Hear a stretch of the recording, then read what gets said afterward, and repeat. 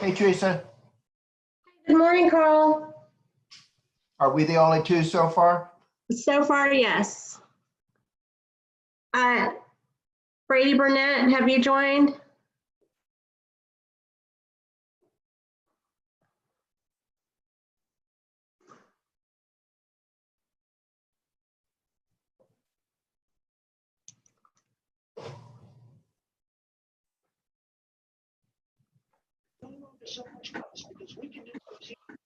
We're still waiting for our congressman.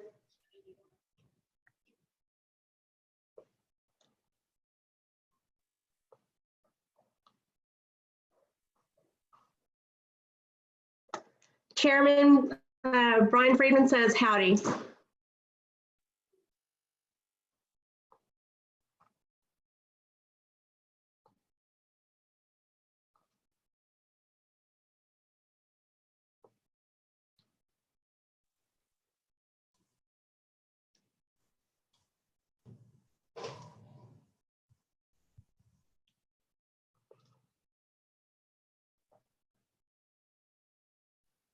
Okay, it looks like we're still waiting for the two congressmen and we'll get started shortly.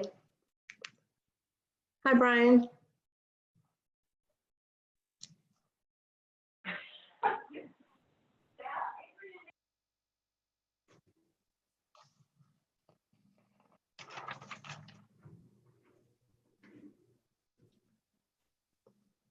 And we have Bill Christian from Congressman Weber's office.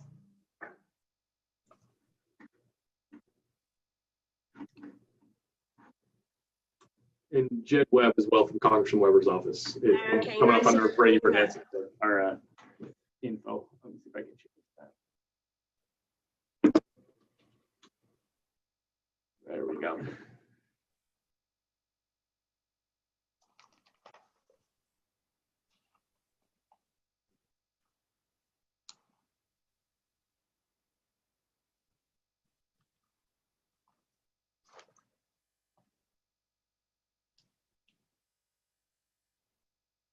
Can everyone hear me now?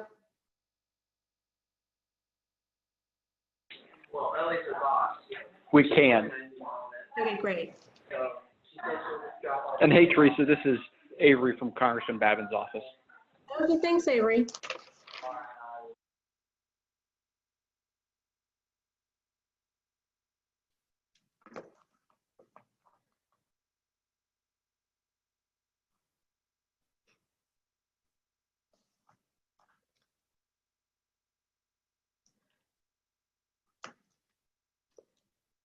We're going to give it a couple of minutes until we have the congressman on the line, and then we'll get started.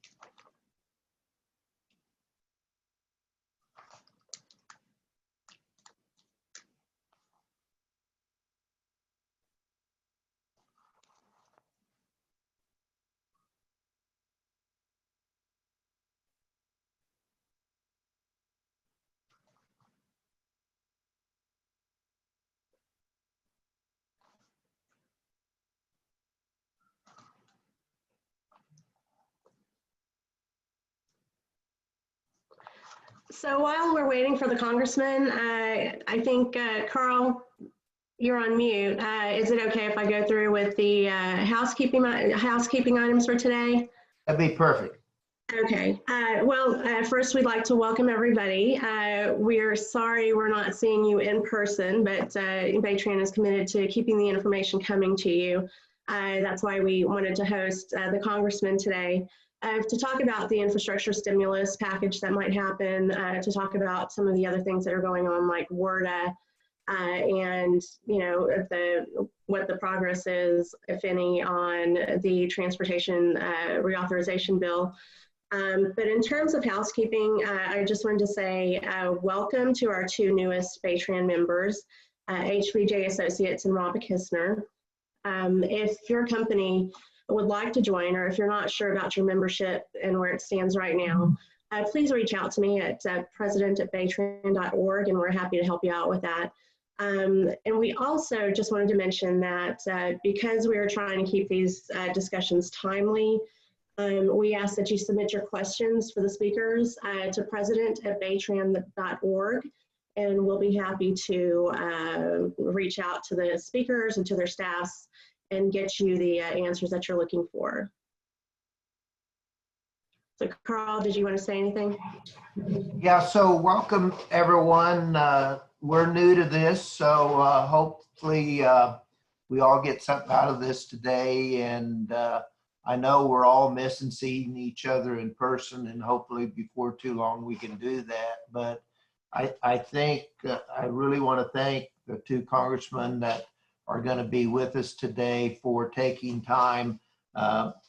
We're trying to get a jump start on the infrastructure package that's being talked about, and talk about projects for our area that we would like included into that, if in fact it does happen. And so anyway, that's kind of what we want to do today, is start the dialogue on that. So again, welcome everyone, and hopefully we'll get the congressman on here shortly.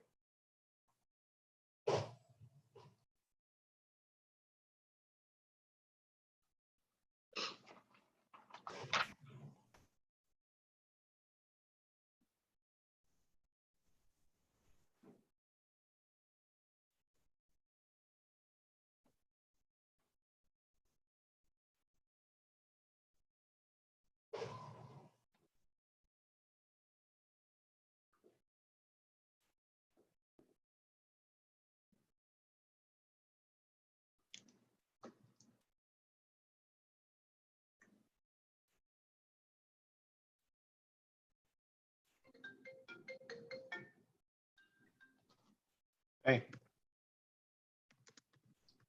I think you need to mute your line. Oh, okay.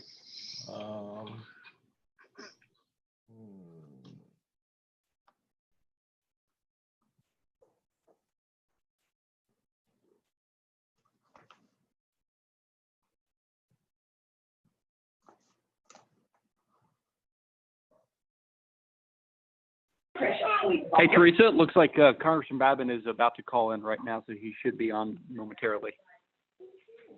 Great, thank you.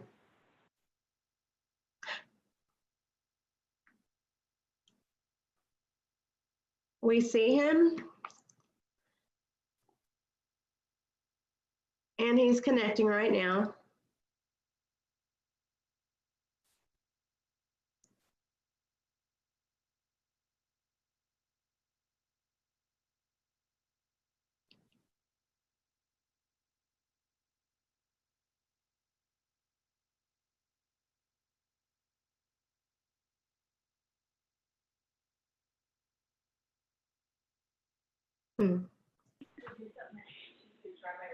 Hey, Dr. Babin, can you hear us? We see you, but cannot hear you. You might want to check your audio.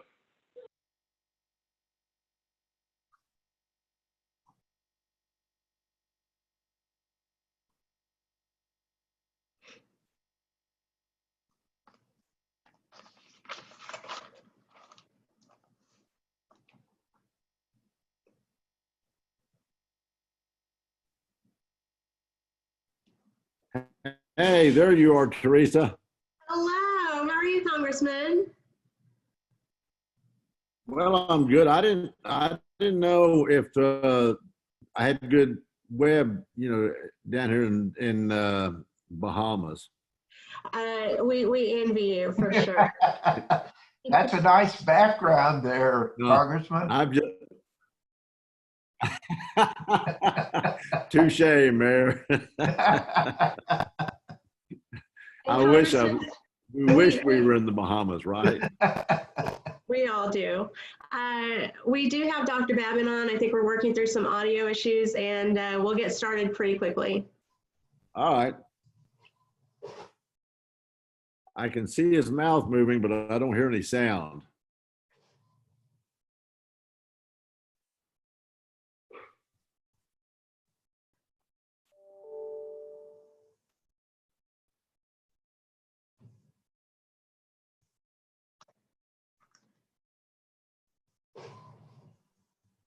Looks like they're working on it.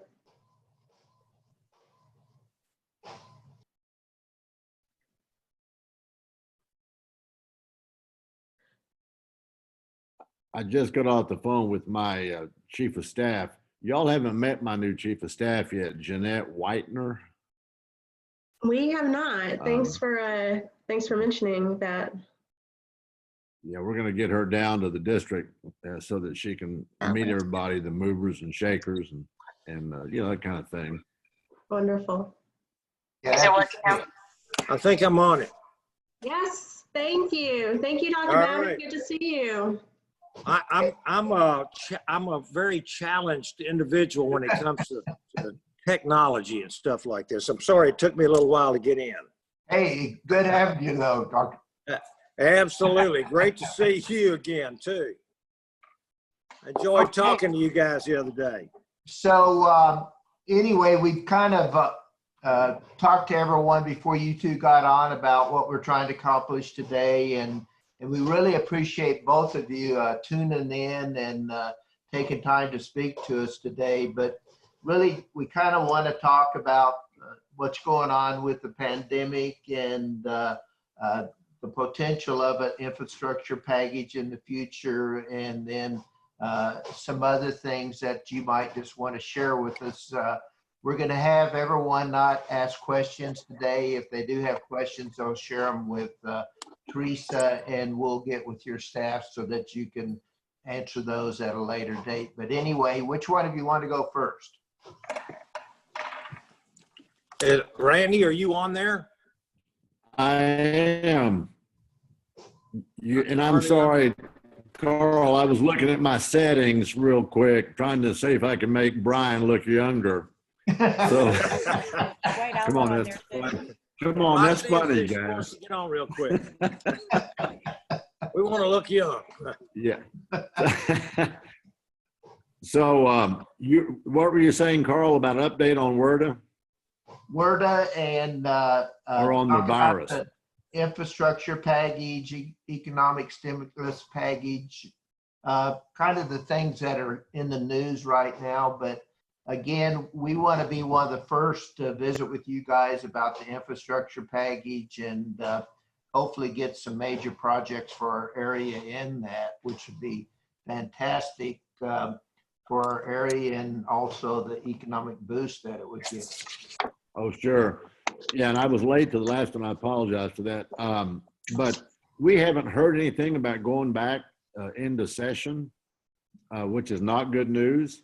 You know, we would like, I personally think we should be back there and voting in shifts. The discussion was, you've heard this, I'm sure, from the House leadership on the Democratic side, that the doctor said it wasn't a good idea that the House come back into session. Of course, the Senate is in session, and I realize it's 100 of them, 435 of us, but Brian will attest to this, that when we last voted, we did it alphabetically in shifts. A through, however it went out, there was 9 shifts, Brian, A through D, then E Right. through whatever, and on. Of course, Dr. Babin was in the first session. I was in the last shift. We can do it safely. I think we ought to be there. We ought to be having those hearings. We can sit 6 feet apart, and we can start working on some of this stuff. But we're not hearing of their plans on anything infrastructure-wise, Carl. They are talking about a 5th stimulus package, I think. And I think I said this last time. Some of us are saying, look, we would at least like to see some of this roll out and see how effective it's going to be before we just start adding package after package after package. Now that's on the funding for stimulus, payment protection, paycheck protection program. But on infrastructure, we ought to be working on that. Dr. Babin, I yield to you. Yes, sir. You're exactly right. And Carl, great to be with you again. Am I seeing a virtual background to you, Randy Weber, or are you actually on the beach? Well, no, I'm actually at the beach house. No, it's a virtual background. All right. I tell you, I can't get away with nothing.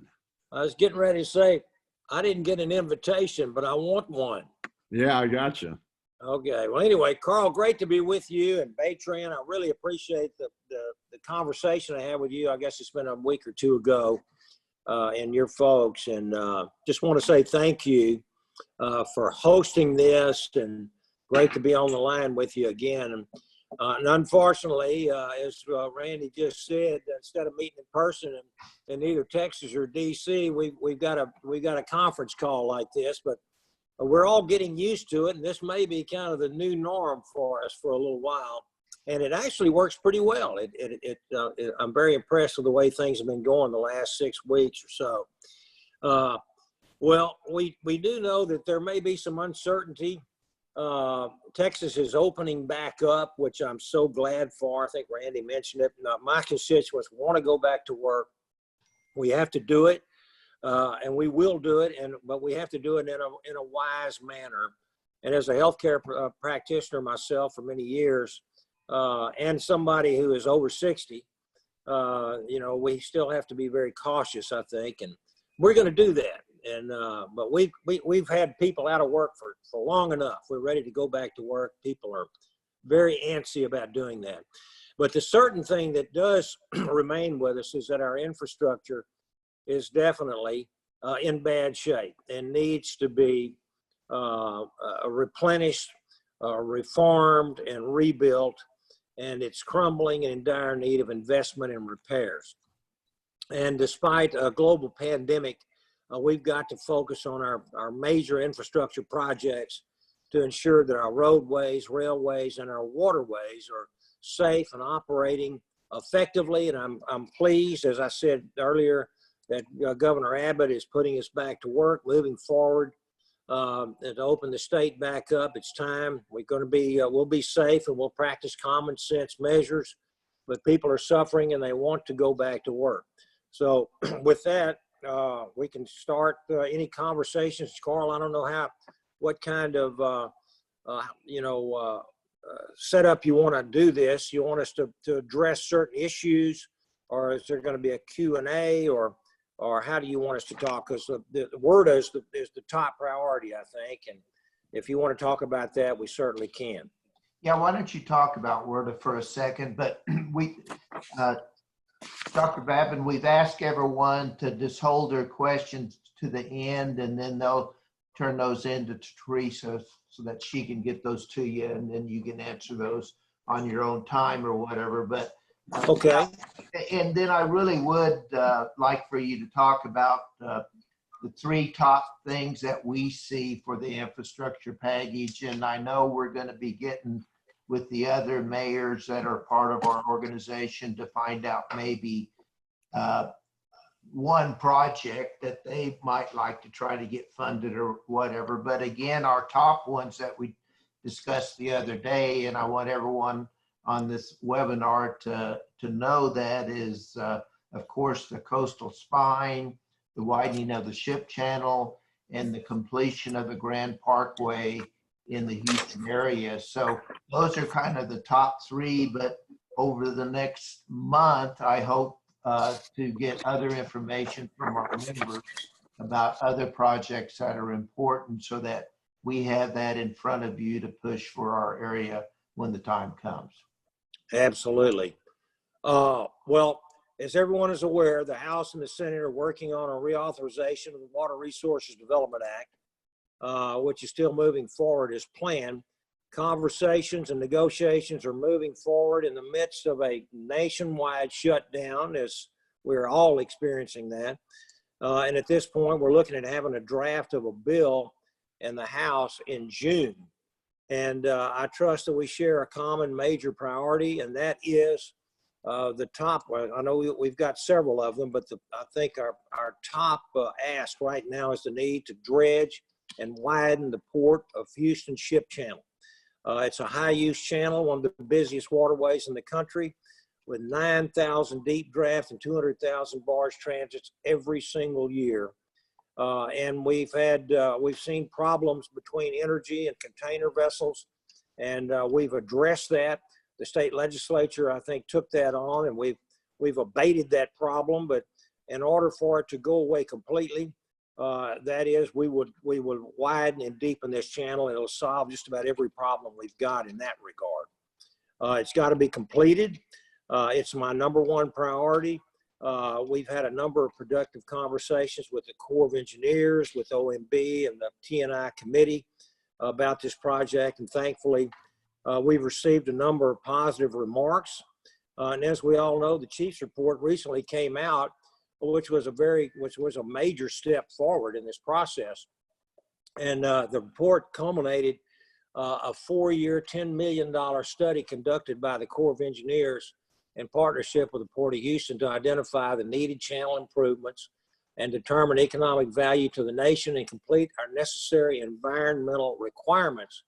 And of course, one of the biggest things is that we need to have, not only after getting the funding to widen and deepen, but also for the maintenance of the channel once it's done.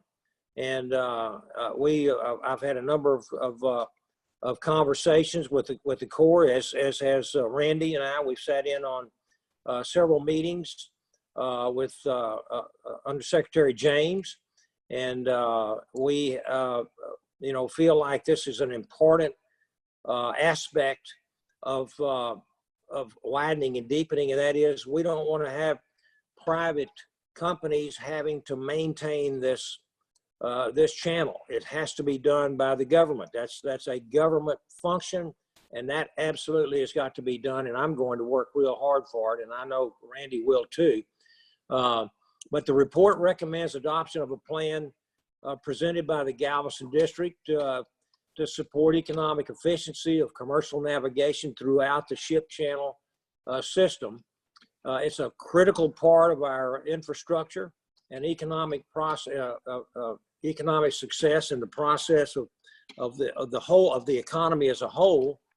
And I don't have to tell you, Mayor, or anybody else on this phone, how important the Houston and the Houston ship channels to the absolute economy. It's what drives the economic engine of really, basically, of Texas and maybe even the country, with all the strategic fuels that are being made there, in both of my district in the 36th and also in Randy's in the 14th.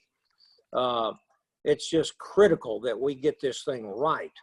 And, I think as far as an infrastructure package, there's a number of lawmakers, including President Trump, that want to prioritize infrastructure. But just a few days ago, as you may already know, Majority Leader Mitch McConnell in the Senate told Fox News that the next stimulus package would not include infrastructure because of cost concerns and because it wasn't directly related to the pandemic.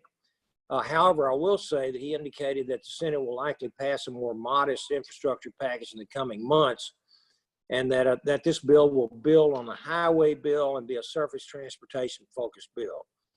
So we'll keep you up to date. Anyway, I'll just turn it over to my friend and colleague, Randy, if he wants to talk about some of this stuff. And I just want to once again thank BayTran for hosting this. And things are changing very rapidly on a daily basis in Washington, but we're going to keep you guys updated at all times. So thank you very much, Carl. Sure. So Randy? Yes, sir. All right. Yeah, exactly right. Dr. Babin's done his research, got all the facts and figures up there, and I applaud him for that. Three projects, as you have already said. Coastal's fine. I've been beating that drum for a long time. Fortunately, the study is well underway. We look like we're good from that standpoint, but we all know the president made the comment that it sounded stupid to try to build something to hold a hurricane. You remember that comment he made? Yeah. The good news is, a couple things. We really need to be working, and I have been. I've submitted my priorities about word as well to the Transportation Infrastructure Committee. I went overseas with the new chairman out of Oregon, DeFazio, about a year or so back, because I wanted to build that relationship. But Mark Meadows is the new chief of staff for the president. I'll reach out to Mark if there's any holdup on coastal barrier protection and try to make him understand. He's from a coastal area over there on the East Coast, so I think he would get it. So hopefully we can come back on the coastal spine and keep pushing for that. The president's talking about an infrastructure package, no question about that. We would love to make the argument, and Dr. Babin and I have been, and we've been working with other members of the Houston delegation, Al Green, Lizzie Fletcher, and I mean, you can go right Pete Olson, you can go right down the list.